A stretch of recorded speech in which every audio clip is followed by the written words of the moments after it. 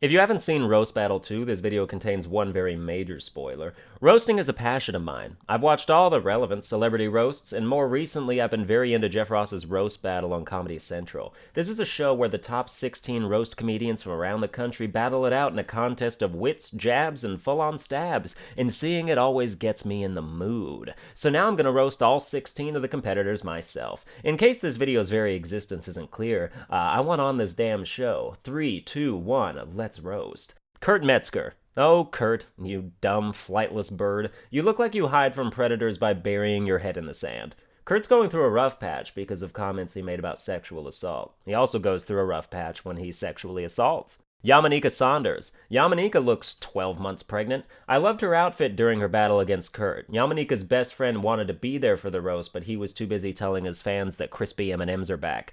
J Light. Love that name. It sounds like a beer brand, right? Like you could be the spokesman of J Light, a diet beer for lesbians. Jay looks like he was picked last in dodgeball and first to be taped to the flagpole overnight. Fun fact, J Light starred in The Hurt Locker. Or wait, no, it was an indie project called Hurt in a Locker. Matthew Broussard. Just look at him. Matthew Broussard is everything I want to be, if I didn't want to be successful. Matthew comes from a family of biologists and engineers. He's like Dawson's geek. He always tries to flaunt his sophistication in his jokes about grammar and math. It's just too bad he could never write a knowing bit about being likable. Zach Amico. Glad Zach could take time away from stealing the Little Mermaid's voice to be here today. I'm so fucking fat. Zach Amico has a metal band. It's around his ankle, and it notifies the police if he ever leaves the house. Zach looks like he drives an ice cream truck, with no ice cream, but a lot of storage space.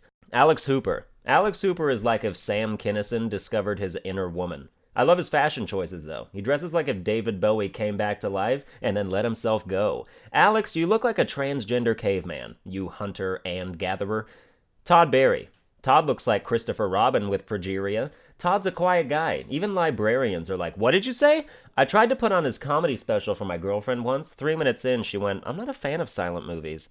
Olivia Grace.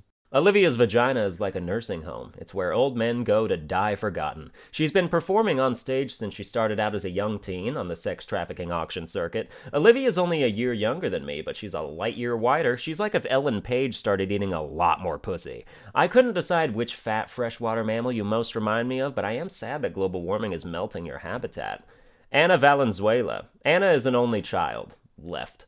Her parents are dead, a bunch of people she slept with are dead, like everyone she's ever known is dead. I had to write my will just in preparation of Googling her. The only bridge she hasn't burned is the one on her nose. Anna is the only person I've ever seen whose nose looks like it goes to the gym. She looks like if Adam Sandler had a pet rhinoceros. Evan Williams. Evan Williams' career has hit a bit of a snag, but with any luck he'll be cast as the next nothing white guy on SNL. I can't wait to see you in the opening credits with a big question mark where your name should be. Evan Williams shares a name with the co-founder of Twitter and a whiskey distiller. That's a fun sentence. I wish the three of them could all go out together and drunkenly shoot pigeons while being unfunny.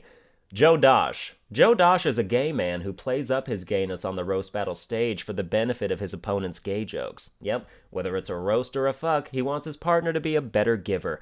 Joe Dosh seems like the kind of gay guy who, when bent over in front of an amateur, would gruffly spread his own butt cheeks apart to help the guy land on target, and then if he still didn't get it, Joe would just sigh, pull up his pants, and turn on Property Brothers. Scott Chaplin. Scott looks like he's really bummed he didn't get a part in the Entourage movie, and with the constant yelling and assumed willingness to date rape, I feel for him. Scott looks like he would put something in your drink and then get legitimately offended when you groggily tried to fend off his advances. Jessica Kirson. Jessica Kirson looks like an amalgamation of everyone Louis C.K. has ever slept with. It's a shame he doesn't rub off on you when he rubs one off on you. If you've seen her old stand-up, Long Shot, Jessica likes to fake laugh at the end of all her jokes. It would be easy to call it a mimicry of what her audience feels like they need to do, but honestly, most of them can't even manage that. Imagine if Roseanne had an annoying, overbearing friend in high school that followed her around like a puppy, but then grew up to become jaded and resentful of other much more talented female comedians in her, shall we say, weight class. And you've got Jessica Kirson. Leah Kayajanian. I'm trying to think of words to describe Leah. Crone comes to mind. She looks like she boils children in a house that comes to life and walks around the forest, you know? Leah looks like a recently deceased bridesmaid, which is funny because her last name sounds like something you chant to ward off spirits. Croatoa! Kayajanian! Keith Carey. Keith Carey, you bisexual, ineffectual. Keith's eyes twitch a lot when he's on stage. I'm glad someone's there to wince at his jokes for me. Keith says he's 29, but he's fat, so he's probably 11. Keith's a nice guy, but he has trouble doing nice things. Like whenever he's next in line at a pay-it-forward restaurant situation, the guy in front of him takes his free meal and runs away screaming. Frank Castillo, the winner of Roast Battle 2. I speak for everyone emphatically when I say that not a single at-all person saw this coming. He's too light-skinned to be a dark horse, so I guess we'll just call him the round donkey of this tournament. One time Frank asked me if I wanted to buy a beanbag chair, but I think he just wanted me to sit in his lap. Some people call Frank Castillo a beaner. Now come on, that's just wrong. He sells oranges. So that's it then. My two favorites from the outset were Matthew Broussard and Todd Barry. Thought one of them would win for sure. Ain't roasting full of surprises? I'd sure like to be one. Follow me on Twitter at Sunburned Albino, and I'll see you guys next time.